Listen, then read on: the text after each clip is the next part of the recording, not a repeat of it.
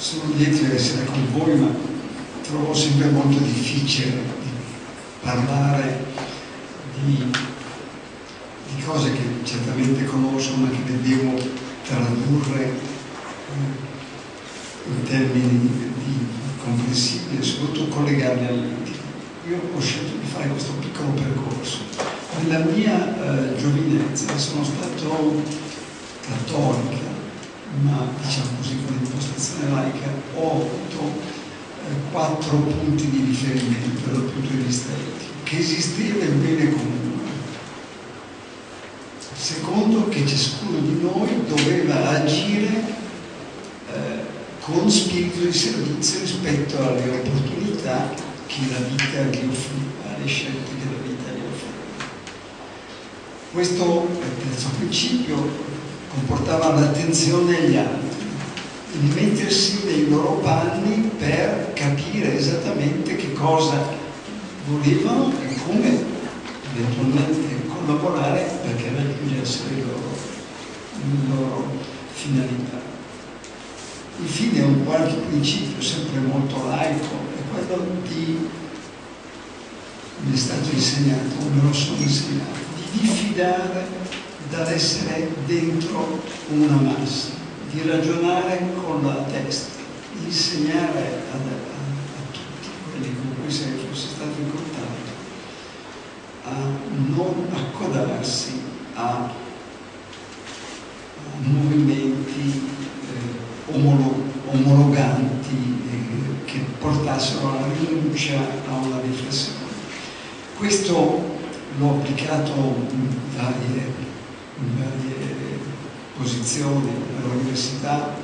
nella responsabilità, diciamo così, non gestionale, ma di governance di banche e molto alto.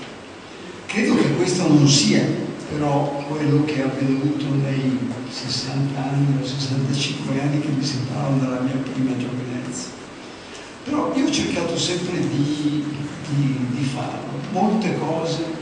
le ho fatte per spirito di servizio, sempre che ci fosse l'altro elemento di competenza per riuscire a...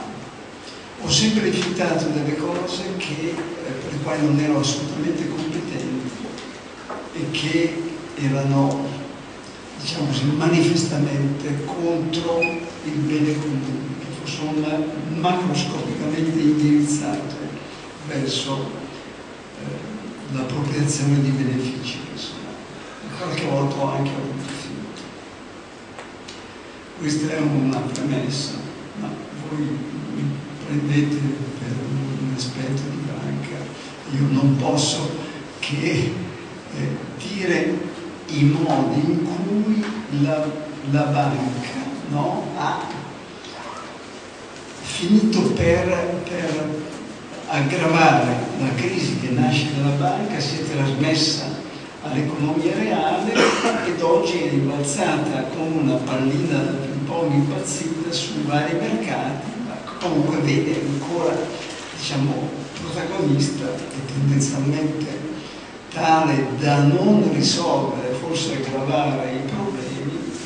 ma ancora la banca stessa. È chiaro che con causa della crisi c'è stato il predominio della finanza vista come fine a se stessa, vista come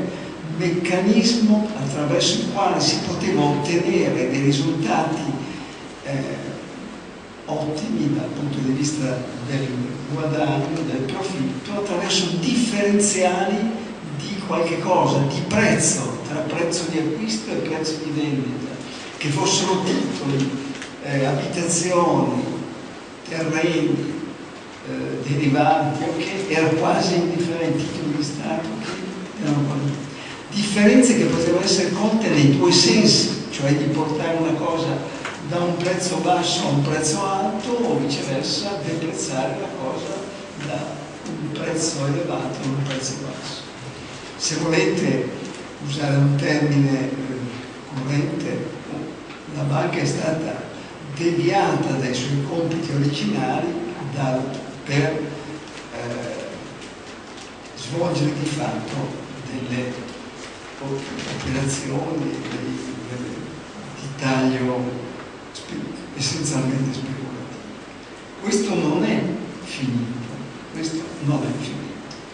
e non si intravede ancora il momento in cui si ritorna o si potrebbe ritornare ad una finanza che vede più nitidamente il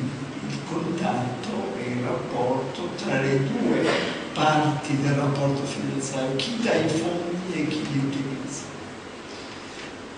Dicevo che si è aggravata questa crisi perché la banca, trainata da motivazioni speculative, dal clima speculativo comunque che si era, ha finanziato spesso delle iniziative che chiamo gentilmente non direttamente produttive. Pensiamo all'edilizia, pensiamo semplicemente al fatto che si è consentito attraverso finanziamenti bancari di far crescere il terreno, il valore di case, terreni, blocchi, eccetera, a valori assolutamente assurdi, da dove sono ancora più o meno, solo per giustificare nei propri bilanci che un determinato affidamento, una determinata posizione finanziaria era sostenibile, appunto perché c'era un prezzo che era alimentato dal finanziamento che giustificava questa.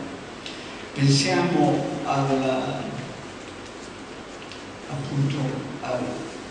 all'assecondamento che le banche hanno dato a ogni tipo di speculazione differenziata.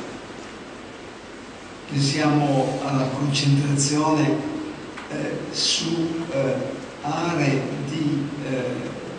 produttive chiaramente non marginali o chiaramente in un certo senso in declino. Soprattutto oggi vorrei insistere sulla cocciutaggine con cui le banche difendono il valore di bilancio dei loro investimenti per non prendere atto del fatto che sono decisamente deteriorati e che dovrebbero comportare perdite che bisogna guardare in faccia, e affrontare coraggiosamente per ritornare a toccare terreno solido.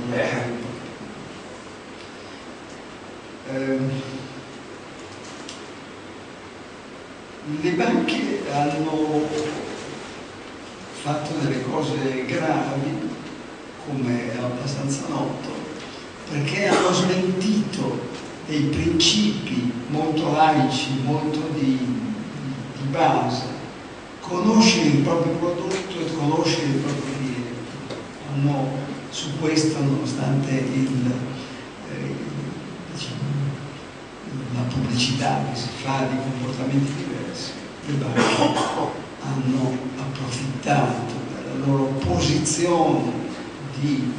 forza, di essere l'interlocutore di qualunque imprenditore, sostanzialmente, di qualunque risparmiatore, per vendere, per consigliare prodotti non adatti, nel migliore dei casi, deteriorati o deteriorabili nei casi più gravi, perché comunque rimanevano assolutamente opachi. Io ho insegnato agli studenti di questa università tecnica bancaria e tecnica di borsa e cercavo, appunto facendo leva su quei principi etici di cui dicevo, di mettermi nei loro panni, di far loro capire sul caso specifico che cosa bisognasse effettivamente capire di uno strumento e quali erano le chiavi interpretative, indirizzandoli a non considerare, diciamo, le apparenze per realtà, ma andare al di sotto delle forum al di sotto delle dichiarazioni per vedere se i rendimenti promessi erano sostenibili, per vedere se le dichiarazioni erano... E questo è un modo, se volete, molto modesto per costruire l'educazione finanziaria e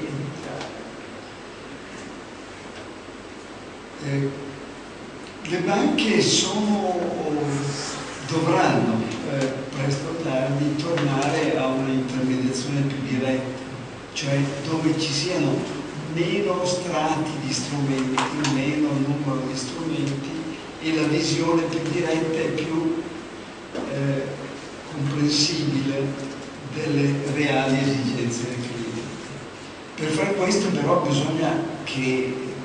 forse tocchino il fondo, cambino la mentalità del top management, che non deve essere remunerato in funzione di una dimensione assoluta dell'attività, non deve avere obiettivi, come molti hanno ancora, di quantità di credito, a prescindere dalla sua qualità, non devono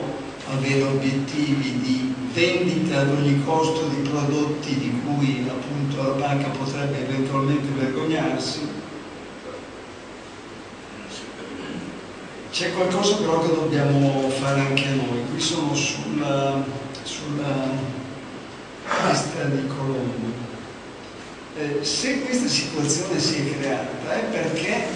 abbiamo anche noi, diciamo tutti noi, io per la mia parte, creduto che potesse essere una situazione sostenibile. Abbiamo ripetutamente pensato che il rendimento di un'attività finanziaria a 2 cifre fosse la normalità, ma questo ce lo propinavano i promotori finanziari, ce lo propinavano a fronte magari della delusione che si era avuto quando i rendimenti dei titoli di Stato sono scesi molto. Allora hanno inventato, ma non è possibile che il rendimento di un'attività finanziaria sia così più alto del rendimento dell'attività reale. Se il prodotto interno lordo cresce dell'1%, ammesso e non concesso che cresca di questo periodo, non è possibile che l'attività finanziaria abbia un return on equity del 10%, dell'8%, a 2 cifre che cominciavano con il 2 qualche anno fa. E questo perché è avvenuto? Perché abbiamo anche noi ritenuto che potessimo appunto puntare non sui redditi correnti, non sui redditi, diciamo così, derivanti dall'ordinaria amministrazione, ma da qualche forma di bengodi che venisse dalla speculazione sugli immobili, dalla speculazione sui titoli, eccetera. Noi non dovremmo più lasciarsi trascinare da quello spirito speculativo che probabilmente in noi, ma che viene alimentato da quelli che, contraddicendo i miei principi, diciamo così, di base, che evidentemente prevedevano la sobrietà, prevedevano un tenore di vita ragionevole, ci hanno fatto credere che tutto fosse possibile, che non ci fosse limite alla nostra capacità di guadagno, alla nostra capacità di spesa. Dovremmo poi convincerci come ceto universitario in primo luogo, che il vantaggio individuale non coincide con quello collettivo. La somma dei vantaggi individuali non coincide con quello collettivo. Qualunque cosa ci abbia insegnato il nostro economista, al lato pratico coincide con l'interesse di qualcuno probabilmente, ma non quello generale di avere non più case che nessuno comprerà, ma più case di social house, non di livelli di ricchezza o di reddito incompatibili con quelli della vita, non di tipi di rapporti di lavoro che creati sfruttati per rendere in parte meno rigido il nostro sistema, che probabilmente era ossificato, era troppo rigido, hanno finito per essere sfruttati nella maniera più indecente possibile dalle interpretazioni che poi sono state date. Ho sentito con le mie orecchie dei giovani che dicevano che speravano di avere dei contratti a un giorno, che si spostavano da un posto all'altro per riuscire ad avere una sequenza di contratti a tempo determinato, ma di durata molto piccola. Allora, non so se sono stato chiaro, non vi ho dato una specie di testimonianza. I principi etici sono condivisibili, sono quelli che credo di aver indicato. Li abbiamo violati. Non è colpa di singole persone, anche di singole persone, ma anche colpa di un clima che è stato conduttivo all'accettazione di un tasso di speculazione che evidentemente avvantaggiava qualcuno in maniera più forte degli altri, ma che ha portato a bolle speculative e a ridimensionamenti oggi dell'attività finanziaria e dell'attività economica che hanno fatto grave danno al nostro sistema produttivo e che appunto non riescono facilmente ad essere risolti. Perché si possa sperare di evitare, bisogna togliere gli incentivi a ripetere continuamente in un certo senso questi comportamenti, e anche questo c'è qualcosa da fare, e soprattutto dalla mentalità della gente per ritornare a pensare in termini di normale produttività, di normali attese e non di quelle cose scintillanti che le televisioni, i giornali, eccetera, ci hanno prodotto, ci hanno fatto balenare davanti a noi. Illudendoci, in fondo c'era in noi una volontà di farsi. Grazie, Scritto.